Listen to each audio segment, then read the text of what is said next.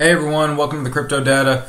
So we've had some crazy volatility in Bitcoin recently. It's still continuing. As you can see, there's been a sharp sell-off recently, and it's actually due to some news. I'll go ahead and go over that a little later in the video, but it does look like it's rebounding nicely, and I'll give a couple reasons why I'm still bullish on Bitcoin right here. So going for one of the news articles that came out 2 days ago for Bitcoin. As you know, Jamie Dimon actually mentioned Bitcoin was a fraud. He was the CEO of JP Morgan, and that's what started the sell-off for a lot of Bitcoin's decline in price in the past. So if you look, this huge sell-off, right? Yeah, so all down here. Whenever Jamie Dimon made that comment, Bitcoin's a fraud, then everyone started selling Bitcoin. You saw this huge plummet down to, it's actually down to 2,900, I think was the low. And just recently, Morgan Stanley, who's also a big investment bank, almost same size as JP Morgan, that CEO said Bitcoin is more than just a fad. So in this headline, he said, the concept of anonymous currency is a very interesting concept and interesting for the privacy protections it gives people. And so basically he's behind the technology of Bitcoin and the blockchain in general. And he says that while he's not personally invested, he did encounter a number of people who have bought a stake in the market. So that tells you, I mean, the CEO of Morgan Stanley, he knows a lot of people. He knows a lot of high wealthy individuals. So if he's saying that some of those people have bought stake in the Bitcoin market, then that tells you that there's some big players in this market, and that we're going to see a lot more coming in the future. So that was one article. Another article actually came out September 28th. It says Trump White House doubles down on U.S. commitment to blockchain. So this is great news. Basically, it's saying that the U.S. government is taking even more of an interest in Bitcoin and the blockchain in general. They notice all the security features and the enhanced protection that it provides, and they want to be on the leading edge of new technology. And it mentions Chris Liddell, the assistant to the president and director of strategic initiatives at the White House, stressed that the government must approach data management with an eye for long term. So that tells you that as they look to the future, they want to ensure today's reforms do not hinder tomorrow's adoption of emerging technologies. So they mentioned blockchain in here, and that they want to be at the forefront of technology. So they're looking at it right now because it is building momentum, and there's actually a lot of people in the White House that are taking a look at Bitcoin and the blockchain, and I think that's very strong for the future, because it shows starting to show mass adoption, and as everyone jumps on board, it's going to be even better for all of us in the long term. So that was another piece of good news. You know, that was just a day ago it was released. And then there's also a run-up in Zcash. If y'all didn't know, yesterday there was a huge run-up in Zcash. You can see right around here, I was actually looking at this and actually put a trade and got some of this profit up here. But you can see here, this first small rise, went back down, and then another huge rise. And one of the reasons for that, there's an article here that says, traders accused of insider trading Zcash as price surges after BitHum integration. For those who don't know, BitHum is a Korean exchange. They're one of the largest exchanges, and they have a ton of volume. So if any coin gets listed on BitHum, there's automatically is going to be a massive spike in it. So we saw that with Zcash, and here it basically says insiders told some people that it's going to be listed on BitHum, and then that's when you saw the small spike at first. So we actually have, if you don't know, Whale Panda, he's a popular Twitter personality. I believe he has over 54,000 followers, and he mentioned that there's some insider trading here. And then you could see whenever BitHum released the news that Zcash was getting listed, then it spiked tremendously. Now, a reason why I think this is important is I was also looking at Quantum, QTUM, and there's been rumors that they've been planning to integrate on BitHum's exchange as well. So they haven't been listed yet, but there's been talks of it. So QTUM is definitely a coin I've been looking at. I would keep this coin in mind. It's definitely at a good price right now with the little fall in Bitcoin that we've had. So I'd recommend getting some if you haven't, because also they have some announcements October 2nd. They're at a conference, and there's also, I believe I was reading about their mainnet. They're going to that's going to come on board as well. I believe that was October 4th. So they do have a lot of things going on in the background and a lot of new developments being made. So definitely check out QTUM. Do some little research, and if you like it, invest a little bit of your money in that one. So going from there, so big elephant in the room right now is, why did Bitcoin have this huge drop from 4,200 all the way down to a low of 3,967? Well, recently, if any of y'all are following Crypto Korean, they're basically kind of in touch with Korea and the news over there. So they actually posted, I'll go down here. So five hours ago, right here.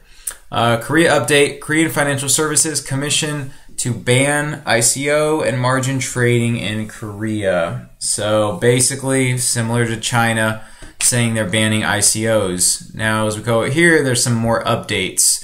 Update 2, second article mentions it forbids ICOs based in Korea only. Foreign ICO will go as normal. So that's saying, okay, technically it doesn't ban all ICOs, only ICOs in Korea. You can still have foreign ICOs.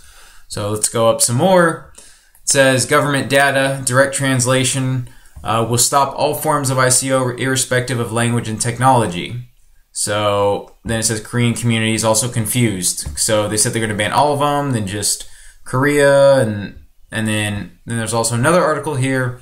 He says Second Media notes earlier is a very respected media outlet. In this article, they note foreign ICOs can be participated. So again, saying foreign ICOs are allowable. And then hence this is causing confusion among Korean community and readers too. And so a lot of people kind of panicked on this news, as you saw for the sell-off here, but then it kind of rebounded because a lot of this is just FUD, fear, uncertainty, and doubt that's being spread. I mean, you can see here their first tweet, Korea will finally have its own altcoin exchange with 111 coins listed. So, okay, because, I mean, ICOs, while they're one part, they're not everything. I mean, you still have altcoins, you still have the established coins that are trading. It's not like they're banning cryptocurrencies in general. And now that actually brings me to another point with news outlets spreading false news. So if you look at this Twitter personality, his name is Joseph Young. He's very respected in the cryptocurrency world. He's published a lot of articles that have been published by news articles and so on and so forth. He has over 7,000 followers, and he said 55 minutes ago, total overreaction from traders. Realistically, how many domestic ICOs are in South Korea? Investors can still invest in foreign ICOs. So again, they mentioned back and forth, but the consensus was, okay, it's just going to be Korea's ICOs that are banned, not foreign ICOs.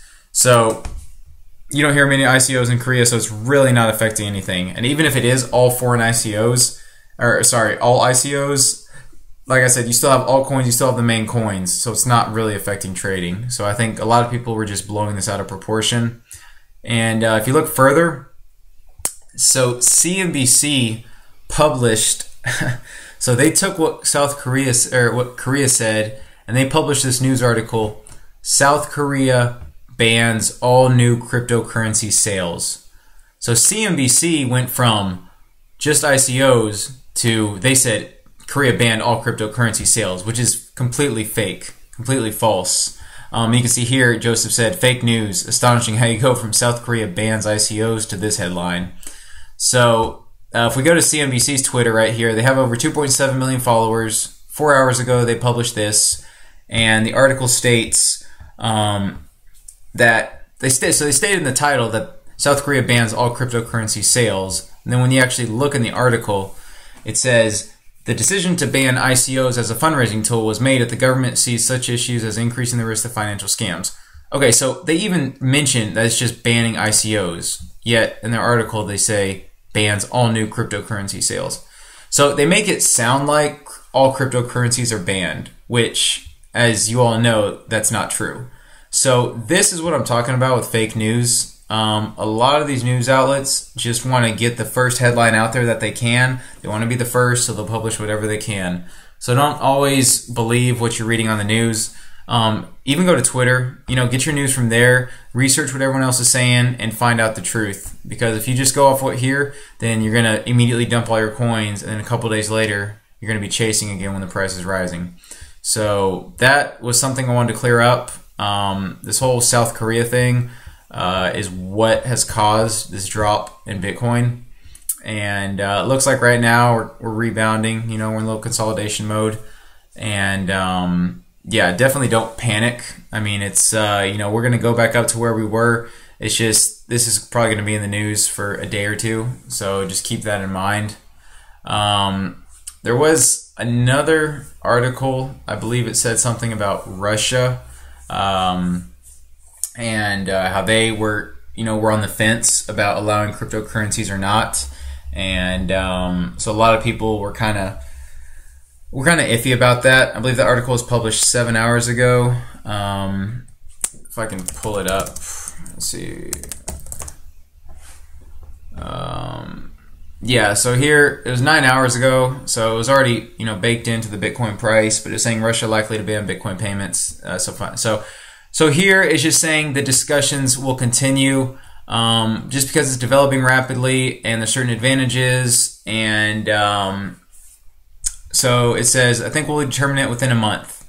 So we'll discuss it before submitting it. Okay, so here it's not even saying they're banning it for sure. It's just saying they're likely and they're still in discussions. So they know that the cryptocurrency market is huge and there's a lot of great upcoming technology in it. So basically, it's just saying, hey, they're having talks right now, so it's nothing to panic about. So I think a lot of people were looking at this and the South Korea thing and just flipping out because any negative news, people panic. But as you saw, one with the White House doubling down on commitment to blockchain, and you have Morgan Stanley coming out saying it's more than just a fad. I mean, you have supporters here. I mean, while there's people like to focus on the negative, you have supporters on both sides. And I believe the side that's for Bitcoin is much stronger than the fake news that's coming out against it. So again, keep that in mind when you're thinking about selling. Bitcoin, it has a lot of advantages. A lot of people are starting to invest in it. There's a lot of news outlets that are talking about it. So it's only going to get bigger in the future. And so as far as that, make your investments accordingly. And then as far as there's one more coin I want to talk about. So there's QTUM, and then here is Verge. Verge actually posted on my Twitter. They just they're going to get listed on the Binance exchange.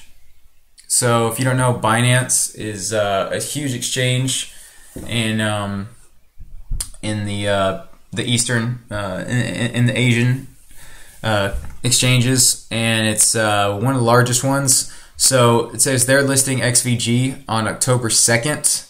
So that's what's caused this little rise in XVG right here. So I believe we could see a little bit more rally in price here. I know with Bitcoin being a little rocky right now, this may not rally as much as I would like it to, but again, it's something to keep an eye on because usually when coins are getting listed on exchanges, they tend to rise beforehand. So again, use that, make your investments accordingly. But with that, if you're still watching, thanks for watching. I hope I helped clear some of the air and the uncertainty for the sudden dip in Bitcoin and exactly what happened here and what's causing this panic. Because I know a lot of people, they don't have access to a lot of news, or they kind of feel like they're out of the loop. So I just try to give y'all my opinion and try to keep you updated as to what's going on, try to calm the nerves a little bit. So if you like the video, please like, comment, subscribe. And until next time, thanks for watching.